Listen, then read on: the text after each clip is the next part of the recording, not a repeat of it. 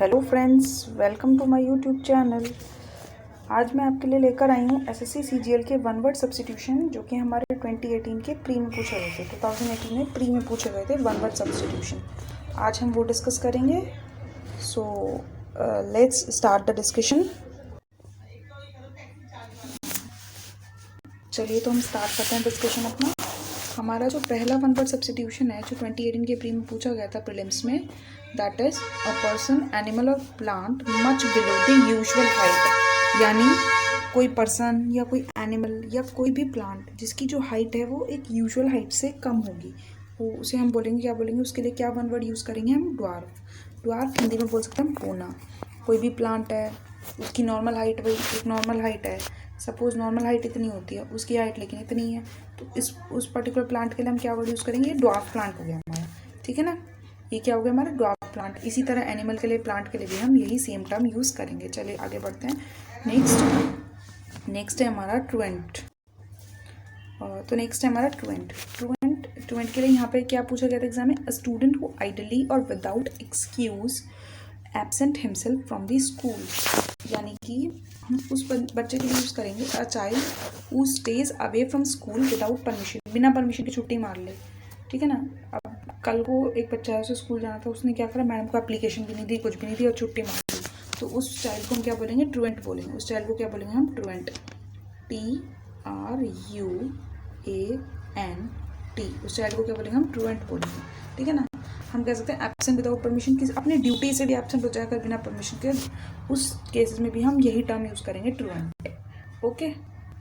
कोई अपनी ड्यूटी, उसको ऑफिस जाना था कल, बिना छुट्टी, बिना बताए, बिना इन्फॉर्म किए छुट्टी ले ली और आराम से घर बैठ गया, तो उसके लिए भी हम यही ट्रुएंट टर्म यूज़ करेंगे। चलिए नेक्स्ट बढ़ते हैं हम आगे। नेक्स्ट है हमारा a person without settled home or regular work wanders from place to place and lives by begging. जिसका कोई अपना सेटल्ड कोई होम नहीं है, सेटल्ड कि भाई ये मेरा घर है, मैं इस जगह रहता हूँ, ये मेरा एड्रेस है, ना उसके पास कोई प्रॉपर रेगुलर काम है, वो एक जगह से दूसरी जगह फिरता रहता है, भीख मांगता रहता है, अपना गुजारा चलाता रहता है किसी तरह से, एक जगह से दूसरी जगह जा करके। तो ऐसे पर्सन को हम क्या बोलेंगे? वेग्रेंट। क्या बोलेंगे? वेग्रेंट। चलो नेक्स्ट पे जाते हैं। अब है नेक्स्ट है हमारा अ पर्सन, एनिमल और plant belonging originally to a place. जो किसी जगह को ओरिजिनली बिलोंग करता है, वो वहाँ का क्या होगा? वो वहाँ का नेटिव हो गया। नेटिव के लिए हम ये बोल सकते हैं जैसे डिस्क्राइबिंग समवन्स कंट्री और प्लेस ऑफ बर्थ। उसका जहाँ पे जन्म हुआ है वो उसका नेटिव प्लेस हो गया है ना, जहाँ पे वो पैदा हुआ है। ओरिजिनली वो कहाँ से बिलोंग करता है, दैट इज वो उसकी नेटिव जगह होगी।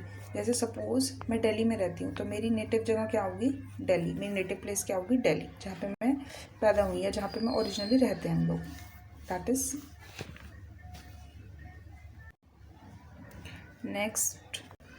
Next is a cylindrical container bulging out in the middle, traditionally made of wooden staves for keeping oil और बैरल। इसके लिए टर्म क्या यूज़ होते हैं? बैरल। इसको हम ऐसे समझ सकते हैं, इसको एक कोई बड़ा सा कंटेनर हो गया, एक बहुत बड़ा सा हमारा कंटेनर है जो कि लिक्विड को स्टोर करने के लिए यूज़ करते हैं, दैट इज बैरल। तो बैरल हो गया हमारा कोई भी सिलेंड्रिकल कंटेनर जो कि ऑयल के लिए या किसी भी लिक्विड को स्टोर करने के लिए हम क्या यूज़ करते हैं? बैरल यूज़ करते हैं। लिक्विड्स को स्टोर करने के लिए हम यूज़ करते हैं? बैरल। ठीक है, चलिए आगे बढ़ते हैं। नेक्स्ट पे आ जाते हैं। Next is cartographer a person who draws और प्रोड्यूसेस मैप्स। मेनली उस पर्सन को हम कार्टोग्राफर बोलते हैं जो मैप्स बनाता है। जो मैप्स बनाता है उसे हम क्या बोलते हैं? कार्टोग्राफर। और एक इसी से रिलेटेड, बिल्कुल इसी से मिलता जुलता एक और पूछा जाता है, स्टडी ऑफ मेकिंग मैप्स। तो उसके लिए क्या टर्म यूज़ होती है? कार्टोग्राफी। उसके लिए हमारी ये टर्म यूज़ हो जाती है। चलिए आगे बढ़ते हैं। नेक्स्ट आता है हमारा an enclosure to keep the birds in, that is aviary. इसके लिए देखो, कोई भी बड़ा सा केज जहाँ पर बर्ड्स रखी जाती हैं, उसके लिए हम क्या यूज़ करेंगे टर्म? अवियरी। कोई भी बड़ा सा केज जहाँ पर हमारी बर्ड्स रखी जाती हैं, और इसके लिए बर्ड सेंचुरी भी बोल सकते हैं। बर्ड सेंचुरी के लिए भी हम अवियरी टर्म यूज़ कर सकते हैं। कोई भी बड़ी सी बिल्डिंग जहाँ पर बर्ड्स रखी जाती हैं तो उस प्लेस को क्या हम बोलेंगे, aviary.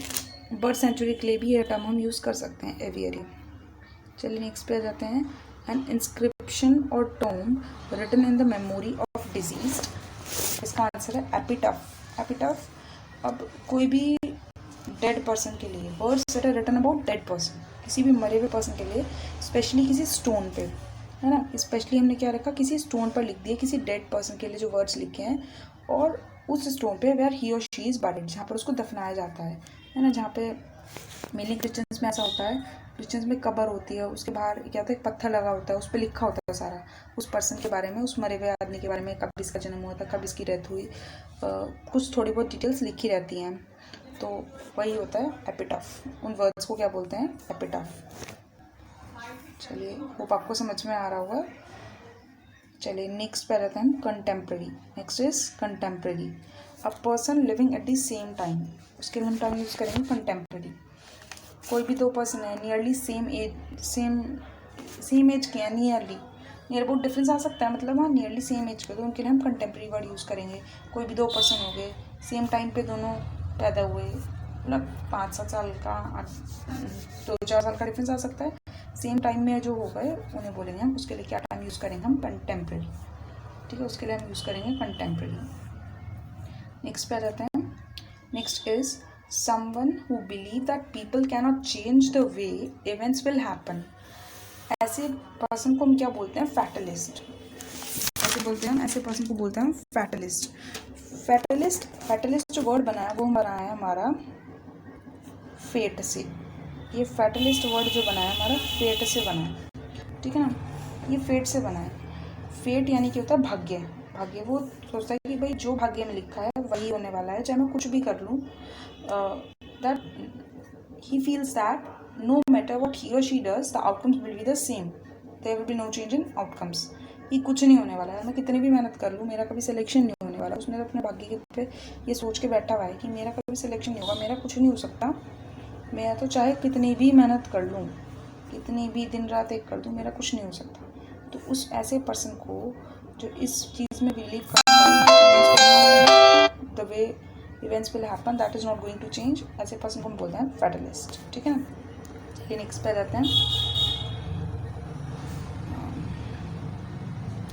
Next is brood. Brood होता है फैमिली ऑफ यंग एनिमल्स। इसके लिए हम जितने भी सारे बर्ड्स हैं जो एक मदर को बिलोंग करते हैं, तो उसके लिए हम ये टर्म यूज़ कर सकते हैं brood. All young birds that belong to one mother. जैसे ये भी आ सकता है ब्रूड ऑफ चिक्स, है ना, ब्रूड ऑफ चिक्स। चलो आगे बढ़ते हैं। Next is arbitrator. आर्बिट्रेटर क्या होता है, a person appointed by two parties in order to solve a dispute. दो पार्टीज में झगड़ा हो गया, एक पर्सन ये है एक पर्सन ये है, या पूरा मान ले एक ग्रुप ये है एक ग्रुप ये है, दो ग्रुप्स में झगड़ा हो गया, एक बाहर से एक बंदा आया, ये आ गया यहाँ, इनका सेटलमेंट करवा रहा है, लड़ाई सुलझवा रहा है, तो वो बंदा, उस पर्सन को क्या बोलेंगे हम, आर्बिट्रेटर। उस पर्सन को क्या बोलेंगे हम, आर्बिट्रेटर। ठीक है ना, चलिए आगे बढ़ते हैं। Next, an arrangement of flowers that is usually given as a present। Flowers का अरेंजमेंट, ये बुके होता है बड़ा सा, बहुत प्यारा प्यारा सुंदर सुंदर से फूल लगा के, पत्तियाँ वगैरह लगा के, सजा सजू के पूरा गिफ्ट करते हैं, शादियों वगैरह में जाते हैं, एज अ प्रेजेंट के फॉर्म में देते हैं, दैट इज़ बुके। सबको पता ही होगा बुके। ओके, चलिए आगे बढ़ते हैं। Next is a large deep metal pot used for cooking over open fire. एक बड़ा सा मेटल का पॉट हो गया जो कि ओपन फायर पे जो है कुकिंग करने के काम आता है, that is cauldron. That is cauldron. ठीक है ना, ये क्या हो गया, बाउल की तरह का होता है, बाउल की शेप का एक पॉट हो गया मेटल का, जो बॉइलिंग करने के, कुकिंग करने के काम आता है हमारी। ये आग जली हुई है और ये हमने उसके ऊपर ओपन फायर के ऊपर हमारा ये मेटल का पॉट हो गया, इसको क्या बोलेंगे, कॉल्ड्रन।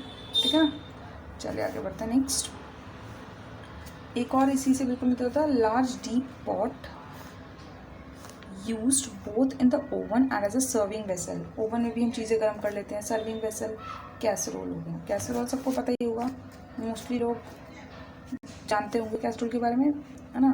घर में पराठे बना के रखते हैं हम सारे, क्या होते हैं पराठे उस कैसरोल के डब्बे में रख देते हैं, जब जैसे जैसे सब खाते हैं उसमें से निकाल निकाल के हम यूज़ करते रहते हैं, है ना। ये सब्जी वगैरह होगी गर्म रहती हैं उसमें रख देते हैं।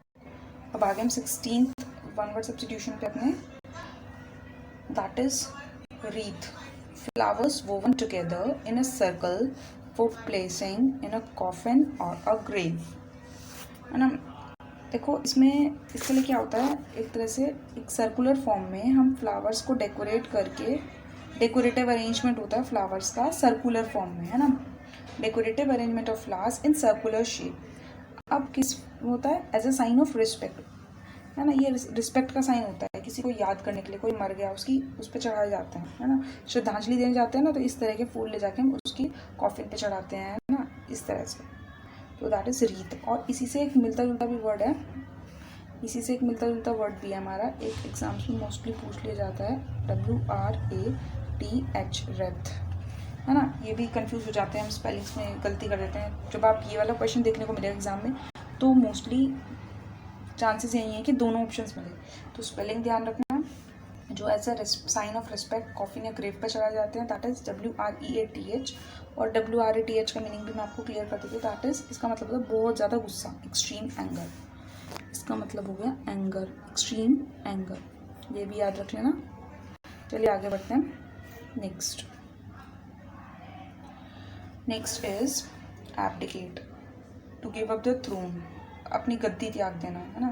जैसे कोई राजा या रानी है, उसने अपनी गद्दी त्याग दी, तो दैट इज, उसके लिए हम क्या टर्म यूज़ करेंगे, एब्डिकेट, है ना।